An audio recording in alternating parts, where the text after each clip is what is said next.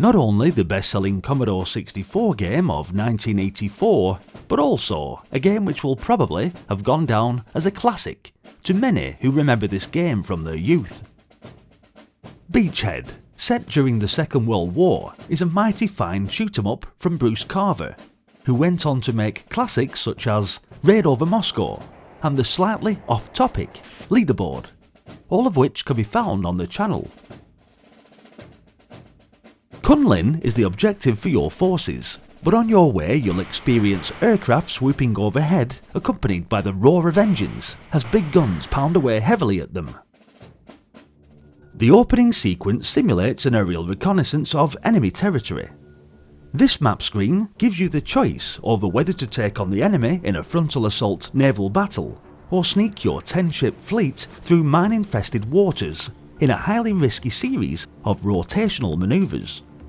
If you take the former option, you have to defend your ships from aerial attack, wiping out enemy aircraft as they swoop down menacingly.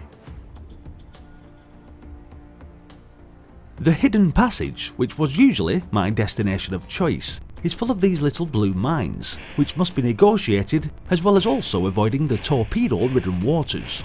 Although there is a risk-reward problem of losing a lot of your ships here, you'll gain a surprise advantage on later screens.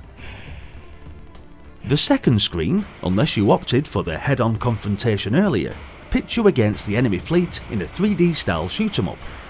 The beauty of travelling here via the secret passage is that you'll only need to shoot around 20 planes.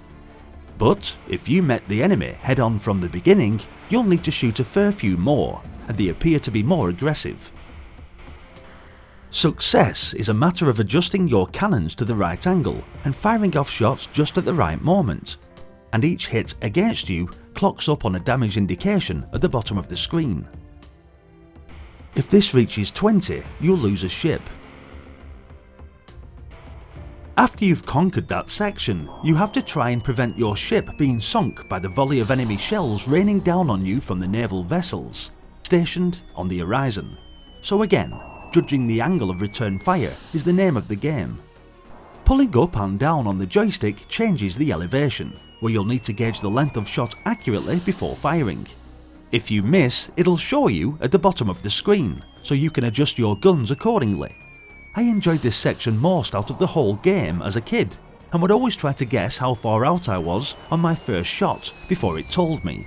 I don't think I ever hit one first try though. As was the case with the last plane shooting section, things will be much tougher if you met the enemy fleet head-on at the beginning of the game. If you have taken the enemy by surprise, it will take the enemy much longer to zero in on your ships, so you definitely should risk the torpedoes and mines at the start. After sinking all the enemy ships, you can navigate your fleet to the harbour. Each one of your ships carries 2 tanks, so the more ships you have after the previous battles, the more tanks you'll have for the ground battle.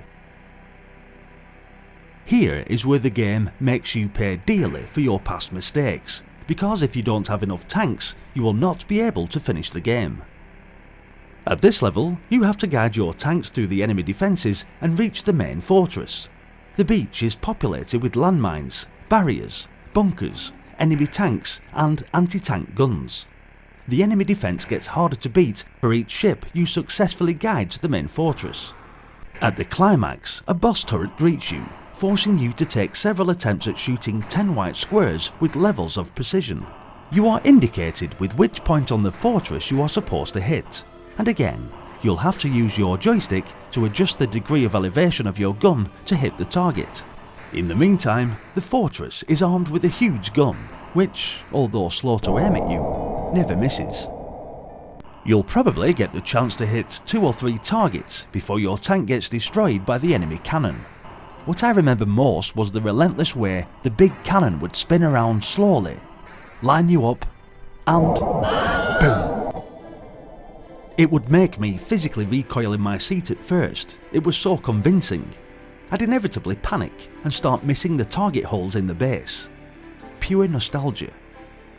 Once you've been blown to pieces, you'll have to lead your next tank through the beach and to the fortress until all of the targets have been destroyed, or until you run out of tanks.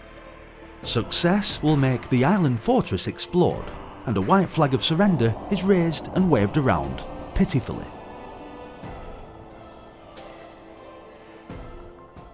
I remember first getting this game, and me and my brother loading it up. We were in awe with the graphics and sound. I'd never seen anything like it, but then again, I'd probably only been playing Radar Rat Race or Tooth Invaders up to this point. Even though it can be a bit repetitive, and a complete run through isn't a massive challenge, I still love playing Beachhead. I'm giving this one a big thumbs up. Thanks for watching, guys. Hit the like button if you enjoyed the video, and be sure to share your thoughts and memories of Beachhead in the comment section. If you're enjoying the nostalgic memories, then maybe consider subscribing to the channel, where we continue on this epic trip down memory lane. Hopefully, I'll see you all in the next video. Until then, bye for now.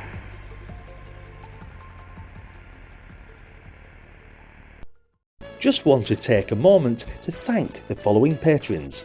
It's massively appreciated that you're supporting the channel, covering the games we love. Stay retro.